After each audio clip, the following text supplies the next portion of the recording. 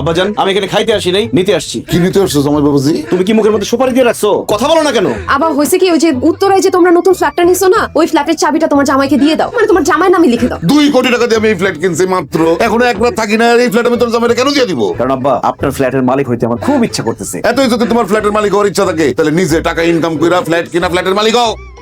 নির্লজ্জ কোথাকার, লোভী কোথাকার। বলছিলাম না, একটা ছোট লোক একটা দইয়া মেয়েরই বিয়ে দিছো, 2 টাকা ফ্ল্যাট টান মারছে। টান মাইরা কোনো লাভ নাই, সুতা সিরা দিব নিচে দিয়া। হ্যাঁ, কি বললেন আব্বাজান? ফ্ল্যাট আপনি আমার নামে দিবেন না? আরে ফ্ল্যাট তো দূরের কথা, ওই ফ্ল্যাটের ইট বালু, তারপর ওই ফ্ল্যাটের ছবি পোস্টার কোনো কিছু আমি তোমাকে দিব। দিবেন না বলছি। ওমা গো, মুখ চিনচিন করতেছে রবি না, আমি গেলাম মনে হয় হার্ট হয়েছে। আব্বা তোমার পায়ে পড়ি, আব্বা আমার জামাইটারে বাঁচাও, ফ্ল্যাটটা তাড়াতাড়ি দাও, নাহলে আমার জামাই কিন্তু মরে যাবে। আব্বা, আরে কি বলতেছস তুই? ফ্ল্যাট না দিলে জামাই মরে যাবে কিসের জন্য? কারণ ডাক্তার বলছে আমার জামাইয়ের যা ইচ্ছা আমি যেন তাই তাকে করতে দেই, যদি কোনো রকম বাধা দেই তাহলে সে হার্ট অ্যাটাক করে মরে যাবে। আব্বা, আমার এত টাকা দামের ফ্ল্যাট। আরে গুল্লি মারি তোমার টাকা, হ্যাঁ আমার মেয়ে সুখ বেশি না, তোমার টাকা বেশি। তাড়াতাড়ি ফ্ল্যাটে চাবি দিয়ে দাও। আরে চাবি না দিলে জামাই তো অসুস্থ হয়ে যাবো, হার্ট অ্যাটাক করবো, মরে যাবো। আমি মা হিসাবে এটা মেনে নিতে পারবো না, আমার মেয়ে বিধবা, এটা আমি মেনে নিতে পারবো না। চিন্তা করতে চাবি না তো। হ্যাঁ, কি হয়েছে তোমার?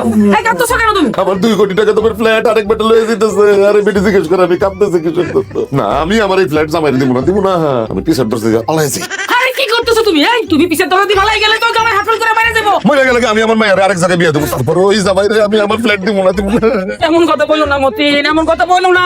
তোমার মাইয়ার বিয়ে হয়েছে, এতদিন যাবত জামাইয়ের লোকে সংসার করতেছে। এখন যদি জামাইটা মরে যায়, বিধবা হয়, মায়ের বিয়ে দিতে 2 কোটি টাকার চেয়ে বেশি খরচ হইব।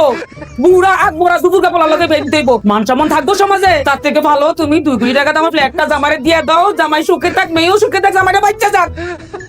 এই নে চাবি, আজকে থেকে উত্তর ফ্ল্যাট তো দেয়। এই যে চাবি দিছি, চাবি দিছে? এই যে চাবি।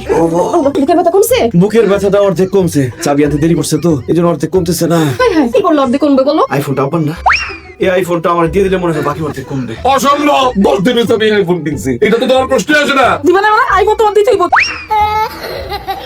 এখন ঠিক আছে না? পুরোপুরি সুস্থ হয়েছে না? না না, পুরোপুরি সুস্থ হই নাই। মনে হচ্ছে বুকের ব্যথা 80% কমছে আর 20% করে গেছে। আরে আল্লাহ, এই 20% ব্যথা কমানোর জন্য আর কি করব?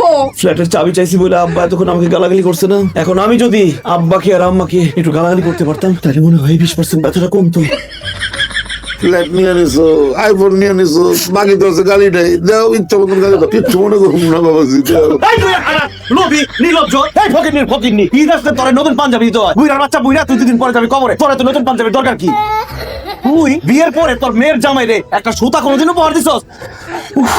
খুব ভালো লাগতেছে বাজান, thank you Amazon, thank you. গালি দেওয়াতে ব্যথাটা একদম চলে গেছে।